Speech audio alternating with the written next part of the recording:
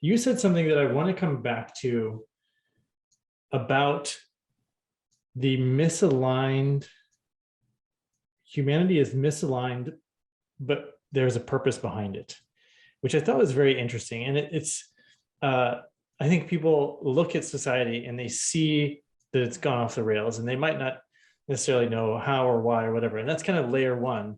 But what you're saying, I think, is that that's all part of a bigger trajectory that perhaps you've comprehended in some way. Could you speak to that? Totally. Thanks for bringing that up, because I do think that it's a really helpful perspective that I learned from my experiences and also within the tradition themselves.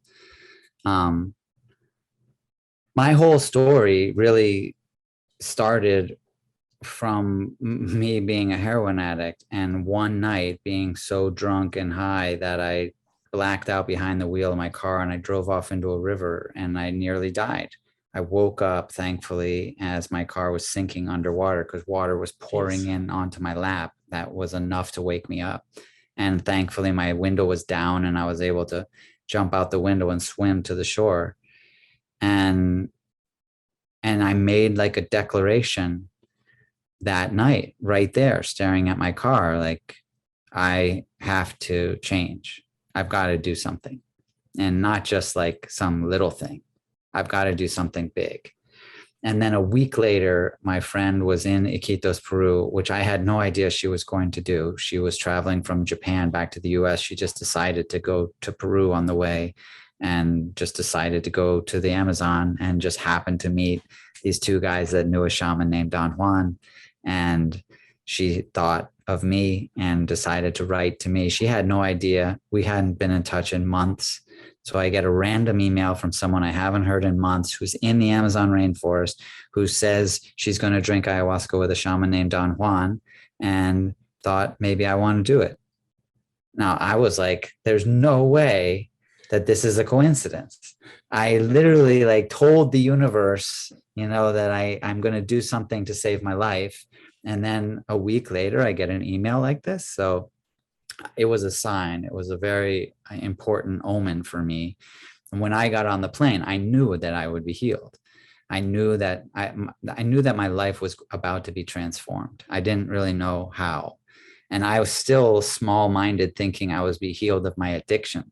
I didn't even come to terms with the fact that there was something way deeper that needed the healing, that the addiction was just the expression of it.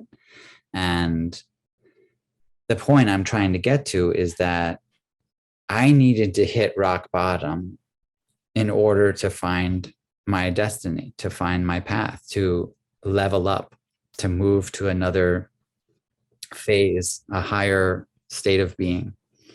And I think that's a common theme.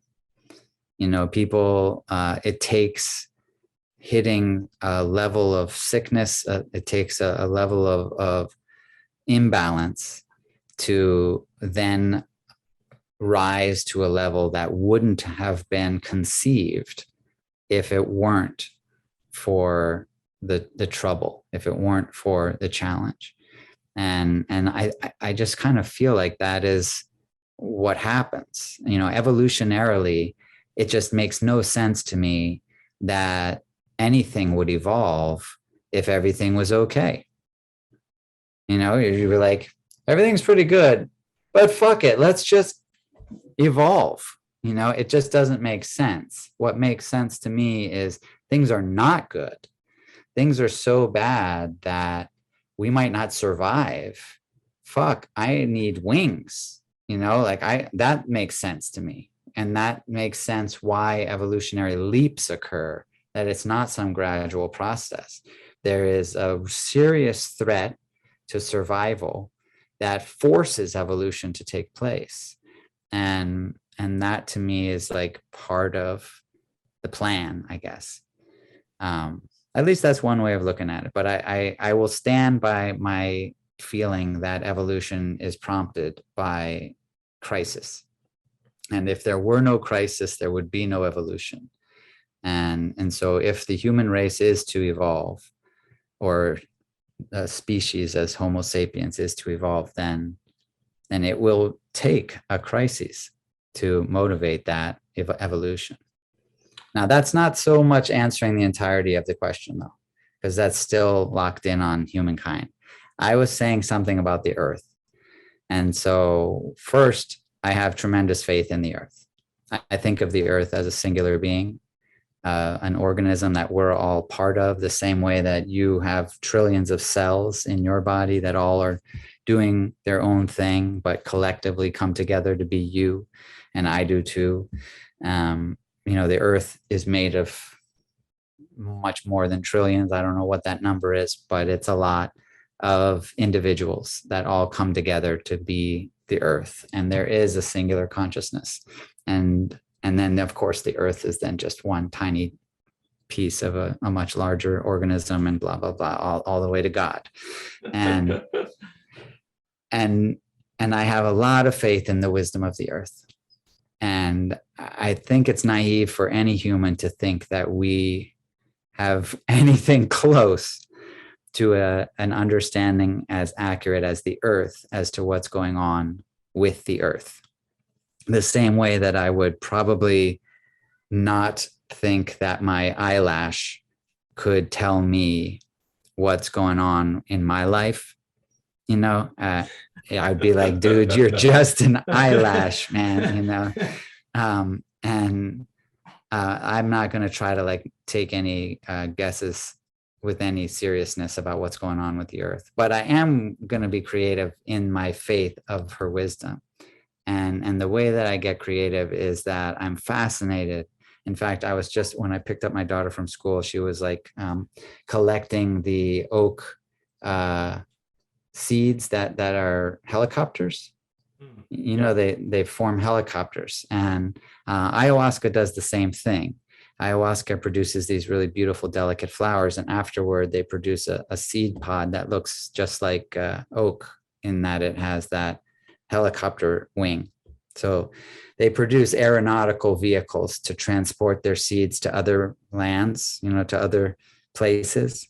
And that's just part of the magic of nature, right? Like dandelions make these parachutes, and everything's got this crazy reproductive system that is so incredibly magical and fascinating and miraculous.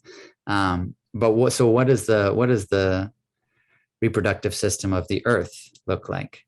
What aeronautical creature or aeronautical technology does she employ to send her seed to another place? Does that look more like a spaceship? Does that, require humans the same way that a female mother needs certain hormones to be produced in order to create a baby? When a mother is pregnant, all of these hormones are produced that aren't normally there, and some of them that are there increase in population significantly. There's this population explosion of these foreign weird things that aren't normally there that are required in order to make this baby a reality, so that can be done. And is the human race like the birth hormones of the earth, and so that we can create the aeronautic vehicle that transports the seed of life to another land? I don't know, but I like the idea. It makes me feel much more excited about what the fuck we're doing. But I guess regardless of the creativity or the accuracy of my idea, I still reside in the faith that the earth knows what she's doing. And so even if I don't have the best answer for everyone, I will always hold true to that faith, because I do recognize the earth to be that living being with that consciousness and that wisdom that far exceeds my own. It's such an expansive idea and fun. It's fun to think about analogizing a planet's reproductive as we might be part of their reproductive system, and culture or society might be some aspect of their broader consciousness.